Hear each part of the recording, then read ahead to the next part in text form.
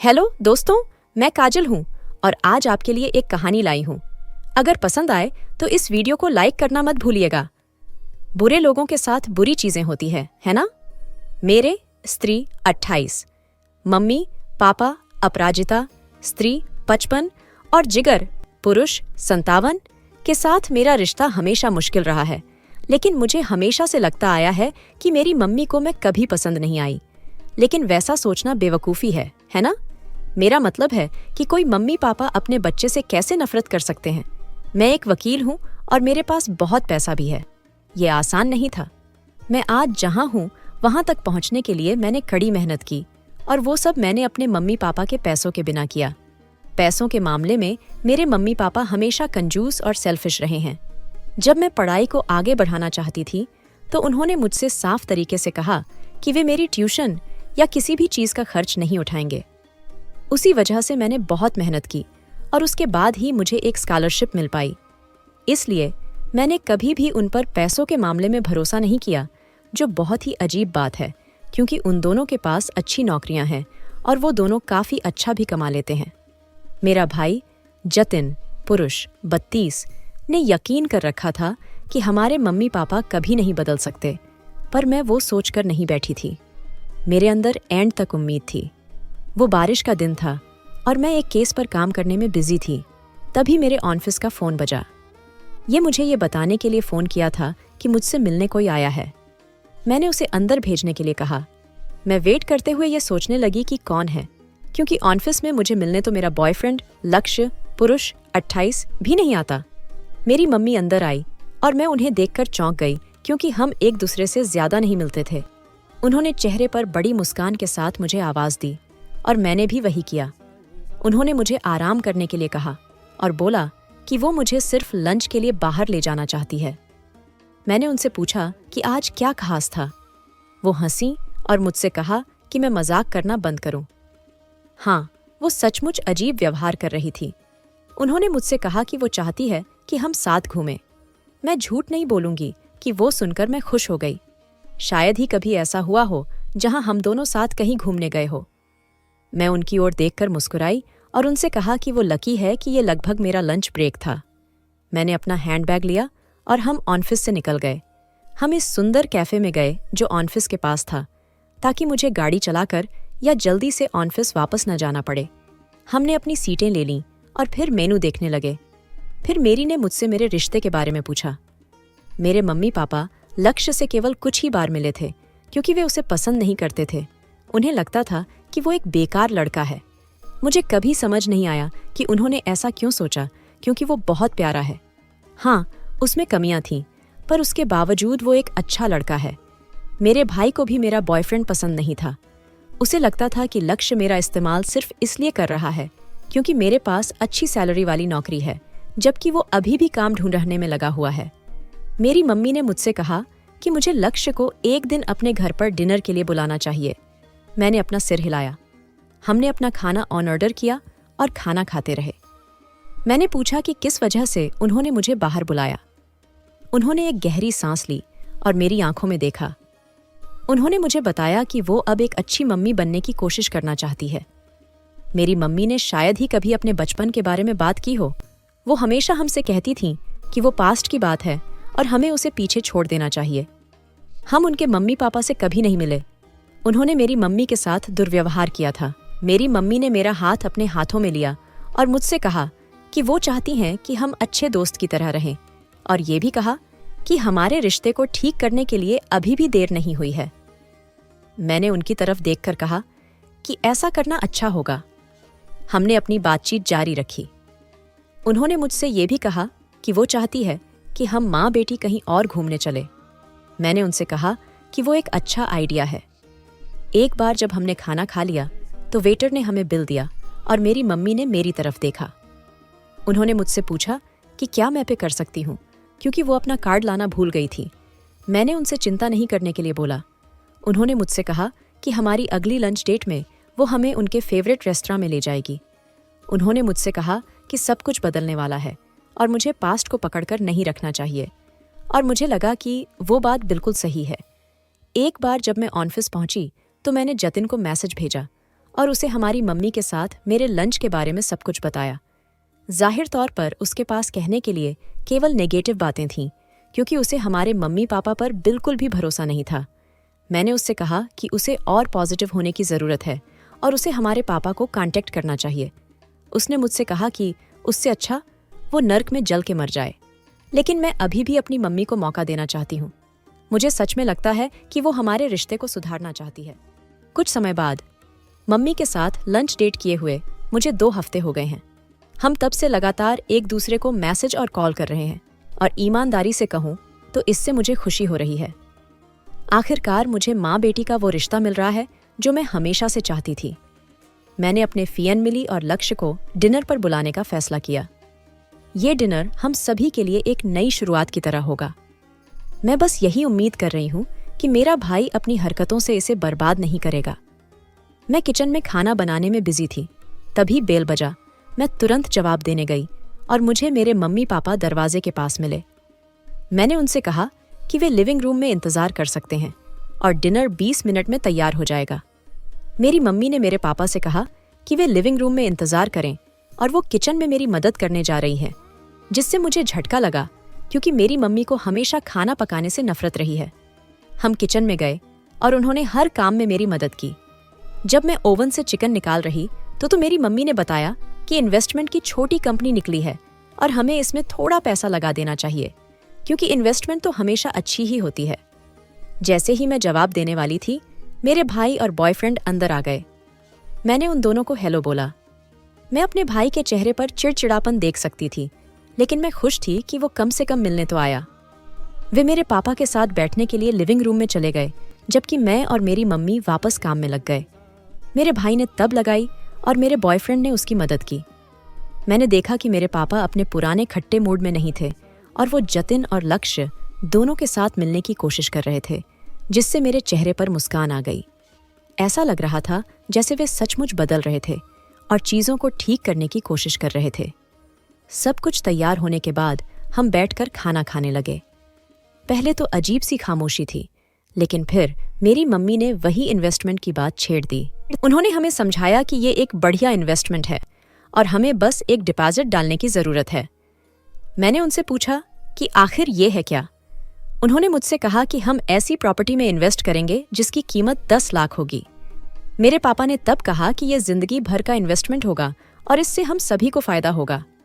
जतिन ने हमारे mummy papa की ओर देखा और उनसे पूछा कि उन्होंने खुद इसमें इन्वेस्ट क्यों नहीं किया और उन्हें हमारी ज़रूरत क्यों है।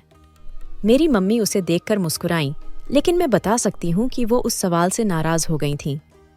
उन्होंने उसे ये कहकर जवाब दिया कि डिपॉजिट महंगी है और उनके पास उतना पैसा नहीं है।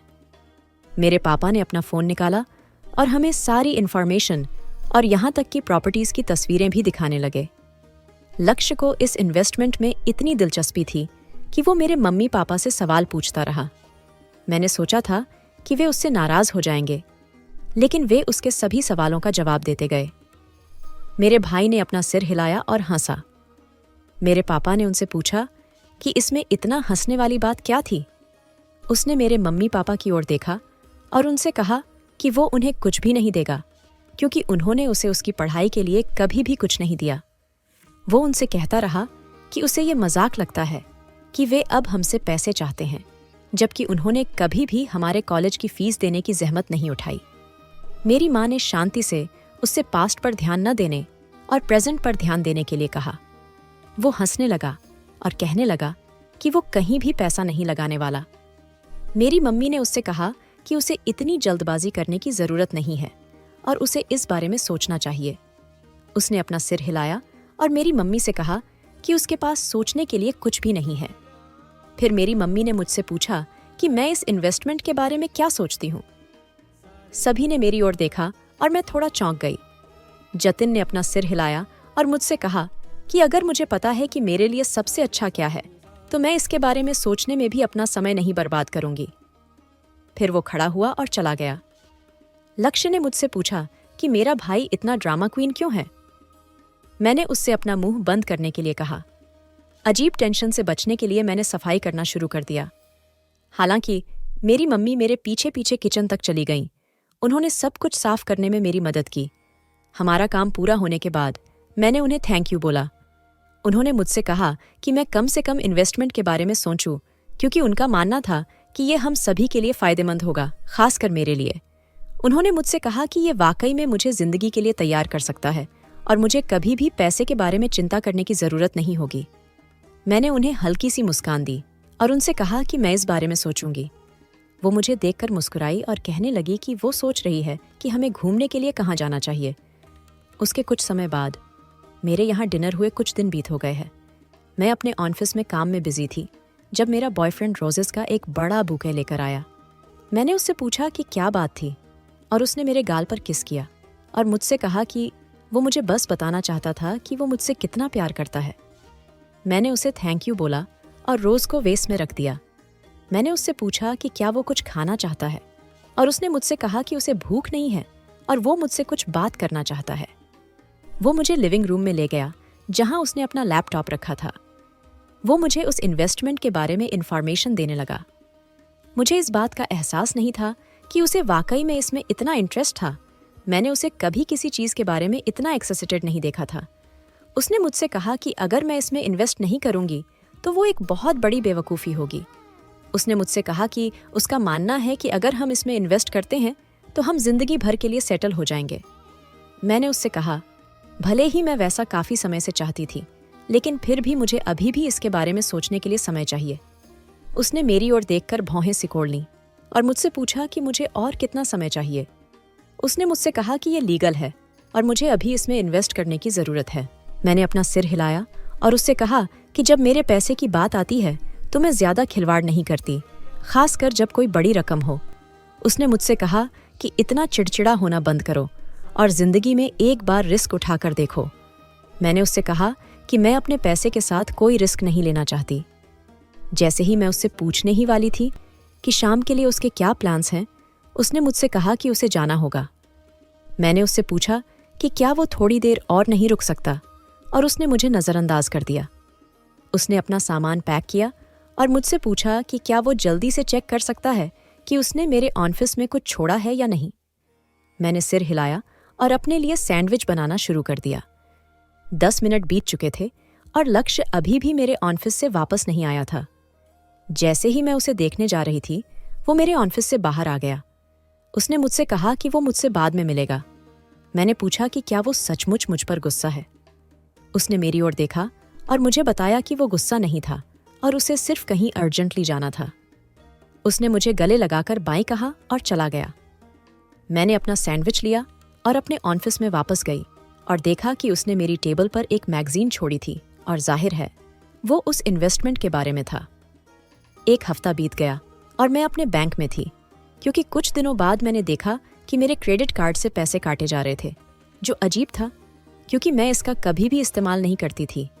लेकिन बेहद अजीब बात यह है कि मुझे अपना क्रेडिट कार्ड कहीं नहीं मिल रहा है।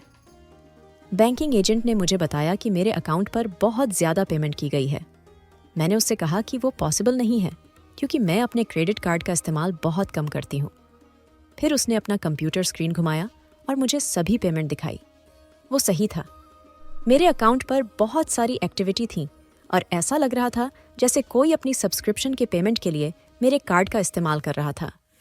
मैंने एक नाम देखा और वो मेरे मम्मी पापा से जुड़ा था, जो मुझे अजीब लगा। मैंने एजेंट से मेरा क्रेडिट कार्ड बंद करने और कैंसिल करने के लिए कहा और फिर मैंने फेनमिली के एक करीबी फ्रेंड को फ़ोन किया। मैं उस जगह पहुंची जहां मैंने उस फेनमिली फ्रेंड रागनी को मुझसे मिलने के लिए कहा था। उसने मुझसे पूछा कि मैं कैसी हूँ और मैंने उसे बताया कि मैं बहुत अच्छा कर रही हूँ। वो मेरी तरफ कन्फ्यूजन में देखने लगी और मैंने उससे पूछा कि क्या मैंने कुछ गलत कहा है। उसने मुझसे कहा कि मैंने कुछ भी गलत नहीं कहा है, लेकिन वो इस बात को लेकर कन्फ्यूजन में थी कि जब मेरे मम्मी पापा नहीं थे तो मैं अच्छा कैसे कर रही थी। मैंने अपनी भौहें उठाईं और उससे पूछा कि क्या हो रहा है। उसने मुझे बताया कि फाइनेंशियली मेरे मम्मी पापा की जिंदगी सही नहीं चल रही थी। रागनी मेरे मम्मी पापा की फाइनेंशियल सलाहकार थी, इसलिए वो उनके पैसों के बारे में सब कुछ जानती है। मैंने उससे कहा कि मुझे बिल्कुल भी अंदाज़ा नहीं था कि मेरे मम्मी पापा पैसों की कमी से जूझ रहे हैं। उसने मुझे बताया कि मेरे मम्मी पापा ने उससे मुझसे कुछ भी जिक्र न करने के लिए कहा था। उसने मुझसे कहा कि उसे विश्वास नहीं है कि इन्वेस्टमेंट का ये मौका लीगल है। मैंने उससे पूछा कि वो ऐसा क्यों सोच रही है। वो मुझे समझाने लगी कि उसने इस कंपनी पर अपना रिसर्च किया था और उसे कुछ भी नहीं मिला। उसने मुझे ये भी समझाया कि ये कंपनी रजिस्टर्ड भी नहीं थी और कोई भी उसके बारे में कुछ भी नहीं बता सकता था। मैंने उससे कहा कि ऐसा नहीं हो सकता क्योंकि मेरे मम्मी पापा ने मुझे, मेरे भाई और लक्ष्य को उनका एक ईमेल दिखाया था। मैंने उसे ये भी बताया कि मेरे मम्मी पापा के पास भी रिसीट थे। रागिनी ने अपना सिर हिलाया और मुझे बताया कि उसे इस पर फिर भी शक था। फिर मैंने रागिनी से पूछा कि मेरे मम्मी पापा के पास पैसे कैसे नहीं हैं, क्योंकि कुछ हफ्ते पहले ही उन्होंने मुझसे और मेरे भाई को उनके साथ इन्वेस्ट करने के लिए कहा था। उसने अपना सिर हिलाया और कहा कि ये इम्पॉसिबल है, क्योंकि मेरे मम्मी पापा के पास खुद को बचाने का सिर्फ एक ऑप्शन यही था कि वो बैंकरप्सी के लिए केस फाइल कर दे। बैंकरप्सी? दिवालियापन? मैंने खुद से पूछना शुरू कर दिया कि आखिर क्या हो रहा था। रागिनी ने मुझसे पूछा कि क्या मैं उसे बैंक स्टेटमेंट दिखा सकती हूँ। मैंने अपनी मम्मी को फ़ोन किया और उनसे इन्वेस्टमेंट वाली ईमेल का स्क्रीनशॉट लेने और मुझे भेजने के लिए कहा। उन्होंने तुरंत इसे भेजा और मुझसे पूछा कि क्या मैंने अपना मन बना लिया है। मैंने उनसे कहा कि मैं उन्हें जल्दी बता दूंगी। फिर मैंने फ़ोन रख दिया। मैंने रागिनी को वो ईमेल दिखाया। उसने अपना फ़ोन निकाला और कुछ चेक किया। काम पूरा करने के बाद उसने अपना सिर हिलाना शुरू कर दिया। मैंने उससे पूछा कि क्या गलत था। वो चुप रही और मुझे अपना फ़ोन दिया। मैंने उसके फ़ोन की ओर देखा और उससे पूछा कि वो मुझे क्या दिखाना चाहती है। उसने मुझसे अकाउंट नंबर देखने को कहा। मैंने देखा कि उसके फ़ोन पर भी वही अकाउंट नंबर था। रागिनी ने स्क्रॉल किया और एक बार जब मैंने पढ़ा कि अकाउंट का ऑनर कौन था, तो मैंने अपना सेल फोन लगभग गिरा दिया। मुझे विश्वास ही नहीं हुआ। ये सब एक बहुत बड़ा घोटाला था। पैम्फलेट पर अकाउंट नंबर मेरी मम्मी का है, जिसका मतलब है कि यदि मैं और जतिन उस दिन इन्वेस्टमेंट करने के लिए मान जाते तो हम उन्हें अमीर करने में अपना सारा पैसा डुबा देते। मुझे इस बात पर बिल्कुल विश्वास नहीं हो रहा था। मेरे मम्मी पापा ऐसा क्यों करेंगे? वे हमसे झूठ क्यों बोलेंगे? मैंने रागिनी को थैंक यू कहा और उससे पूछा कि क्या वो इस बात को हमारे बीच रख सकती है। उसने अपना सिर हिलाया और मुझे प्रॉमिस किया कि वो इसके बारे में किसी से भी जिक्र नहीं करेगी। फिर मैंने उससे उस नाम के बारे में पूछा जो मैंने अपने बैंक स्टेटमेंट पर देखा था। मैंने अपना फ़ोन निकाला और उसे दिखाया कि मैं किस बारे में बात कर रही थी। उसने मुझे बताया कि वो उस अपार्टमेंट का मकान मालिक था जहां मेरे मम्मी पापा रहते थे। जैसे ही उसने ये शब्द कहे, मैंने लगभग अपना फ़ोन गिरा दिया। उसने मुझसे पूछा कि क्या गलत था और मैं क्यों पूछ रही थी। मैंने उससे कहा कि मैं उसे बाद में सब कुछ समझाऊंगी। मैंने उन्हें थैंक यू कहा दिया और फिर वहां से निकल गई। मैं इस पर विश्वास नहीं कर पा रही थी। मेरे मम्मी पापा ने न केवल मुझे धोखा देने की कोशिश की थी, बल्कि उन्होंने मेरा क्रेडिट कार्ड भी चुरा लिया था। लेकिन असली सवाल ये था कि आखिर उन्हें मेरा क्रेडिट कार्ड कैसे मिला। वे शायद ही कभी मेरे घर आते थे और उस रात जब वे डिनर के लिए आए थे तो उनके पास मेरे पर्स तक बिल्कुल भी पहुंच नहीं थी। मैंने तुरंत अपने भाई को फ़ोन किया और उसे सब कुछ बताया। उसने कहा कि उसे पता था कि कुछ गड़बड़ है और उसने मुझे हमारे मम्मी पापा पर भरोसा करने के बारे में वार्निंग दी थी। थोड़े समय बाद, उस बात को कुछ दिन हो गए हैं, जब मैं ऑफिस में थी तो मुझे मेरी मम्मी का फ़ोन आया। उन्होंने मुझसे कहा कि वो मुझे और मेरे भाई को डिनर के लिए बुला रही है। मैंने उससे पूछा कि इसकी वजह क्या है और उन्होंने हंसते हुए मुझसे पूछा कि क्या उन्हें अपने बच्चों से मिलने के लिए किसी वजह की ज़रूरत होती है। मैंने उनसे बोला कि मैं वहाँ आ जाऊंगी। कुछ घंटों बाद मैं अपने मम्मी पापा के अपार्टमेंट के बाहर अपनी कार पार्क करने में बिजी थी। मैं और जतिन उसी जगह पर पहुंचे और मैंने उसे अपने प्लान के बारे में बताया और वो उसमें शामिल होने के लिए मान गया। हमने बेल बजाई और हमारी मम्मी ने चेहरे पर बड़ी मुस्कान के साथ जवाब दिया। हम अंदर आए और डाइनिंग टेबल पर अपनी सीट ले ली। मैं डिनर देखकर ही बता सकती थी कि वो बाहर से मंगवाया गया था। वो हमेशा ऐसा करती थी। वो टेकआउट खरीदती थी और फिर ये दिखाने की कोशिश करती थी कि खाना उन्होंने ही बनाया है। हमने खाना शुरू किया और एक अजीब सा सन्नाटा छा गया। मेरे पापा ने तब बात की और हमसे पूछा कि क्या हमने कोई फैसला लिया है। जतिन ने अपना सिर हिलाया और उनसे कहा कि वो इन्वेस्ट नहीं करने जा रहा है। तब मेरे मम्मी पापा ने मेरी ओर देखा और मैंने उनसे कहा कि मैं भी इन्वेस्ट नहीं करने जा रही हूँ। मेरे पापा गुस्से से आग बबूला हो गए। फिर वो बोलने लगे कि अगर हम इतना बेवकूफ़ ही रहना चाहते हैं तो कम से कम उन्हें पैसे उधार दे सकते हैं ताकि वो इन्वेस्ट कर सके। मेरी मम्मी ने कहना शुरू कर दिया कि एक बार जब वे ये इन्वेस्ट कर देंगे तो वे करोड़पति बन जाएंगे। मैं और चुप नहीं रह सकी। मैंने उनसे कहा कि उनके लिए करोड़पति बनना मुश्किल होगा क्योंकि वे इतने कर्ज में डूबे हैं कि वे दिवालिया होने वाले हैं। मेरी मम्मी ने मुझे बहुत बुरी नज़र से देखा और मुझसे पूछा कि मैं किस बारे में बात कर रही थी। मैंने उनसे कहा कि मैं सब कुछ जानती हूँ और मुझे उनकी हरकतों से चिढ़ हो रही है। मेरे पापा ने मुझसे चुप रहने को कहा क्योंकि मुझे बिल्कुल भी पता नहीं था कि मैं किस बारे में बात कर रही हूँ। मैंने उनसे कहा कि मुझे पता था कि ये इन्वेस्टमेंट एक झूठ था। वो मुझ पर चिल्लाए और मुझसे कहा कि मैं कितनी बिगड़ैल हूँ। मैंने उनसे कहा कि ये बहुत मजाकिया है कि वो मुझे बिगड़ैल कह रहे हैं, फिर भी वो मेरे और भाई के भी पैसे चुराना चाहते हैं। मेरी मम्मी ने मुझसे पूछा कि मैं किस बारे में बात कर रही थी। मैंने उनसे कहा कि मुझे पता है कि उन्होंने ही मेरा क्रेडिट कार्ड चुराया है। मैंने उन्हें चोर कहा। मेरी मम्मी जोर जोर से हंसने लगीं और फिर मुझसे कहने लगीं, मुझे कैसे लगता है कि उनके हाथ मेरे क्रेडिट कार्ड पर लग गए। मैं ये सुनकर चौंक गई। केवल एक ही आदमी था जो मुझे और मेरे मम्मी पापा दोनों को जानता था, लेकिन उसने मेरे साथ ऐसा क्यों किया? वो मेरे मम्मी पापा को नापसंद करता था। उसने उन्हें मेरा क्रेडिट कार्ड क्यों दिया होगा? मेरी मम्मी ने फिर कहा कि लक्ष्य जल्दी पैसे कमाने के लिए इतना बेताब था कि उसने उनके साथ काम करने का फैसला किया। उन्होंने मुझे ये भी बताया कि वो भी जानता था कि ये एक घोटाला था, क्योंकि वो मेरे घर पर डिनर के अगले दिन मेरे पापा के पास पहुंचा और उनसे कांटेक्ट किया और तभी उन्होंने उसे प्लान में शामिल होने दिया। मेरा दिल इतनी तेजी से धड़क रहा था, सच कहूं तो मुझे विश्वास ही नहीं हो रहा था कि मैं क्या सुन रही हूं। मेरे पापा ने तब माना कि वो लक्ष्य ही था जिसने जाकर मेरा क्रेडिट कार्ड चुरा लिया था और उन्हें दे दिया। उन्होंने मुझे ये भी बताया कि उन्होंने लक्ष्य के कुछ डेब्ट को खत्म करने के लिए मेरे कार्ड का भी इस्तेमाल किया था, क्योंकि उसने उनसे ऐसा करने को कहा था। जतिन ने अपना सिर हिलाया और मन ही मन बुदबुदाया कि वो हमेशा से जानता था कि लक्ष्य भरोसे लायक इंसान नहीं था। मैं गुस्से से आग बबूला हो गई और बदला लेने के अपने प्लान में आगे बढ़ी।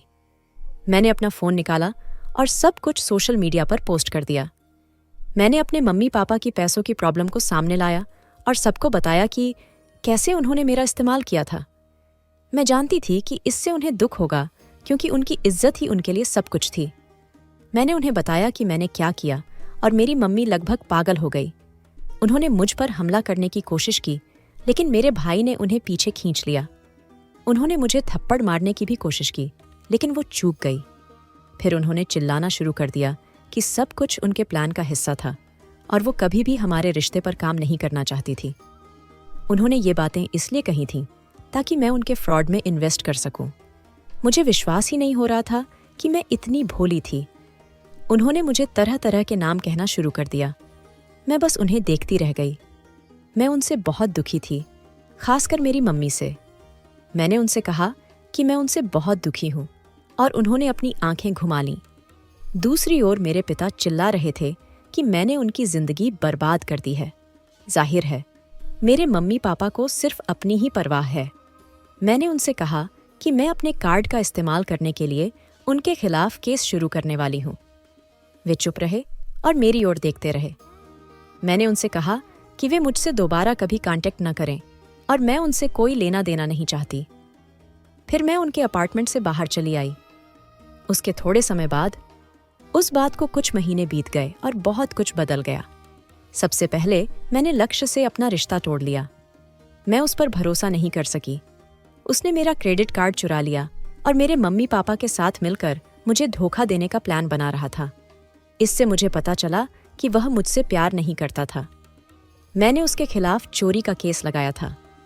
जब से मैंने उससे रिश्ता तोड़ा है, तब से हम कांटेक्ट में नहीं हैं और मुझे उम्मीद है कि मैं उसे दोबारा कभी नहीं देखूंगी। मेरे मम्मी पापा के साथ मेरा रिश्ता लगभग खत्म हो गया है। मैंने उस दिन के बाद से उनसे बात नहीं की है। मैंने उनके नंबर को हटा दिया और ब्लॉक कर दिया और उन्हें अपने पूरे सोशल मीडिया पर ब्लॉक कर दिया। मैं उनसे बिल्कुल कोई लेना देना नहीं चाहती। उन्होंने मेरे साथ जो किया उसके लिए मैं उन्हें माफ नहीं कर सकती। मैंने उन पर कई आरोप लगाए और कोर्ट ने आर्डर दिया है कि वे मेरे क्रेडिट कार्ड से इस्तेमाल किया गया हर एक पैसा मुझे लौटा दें।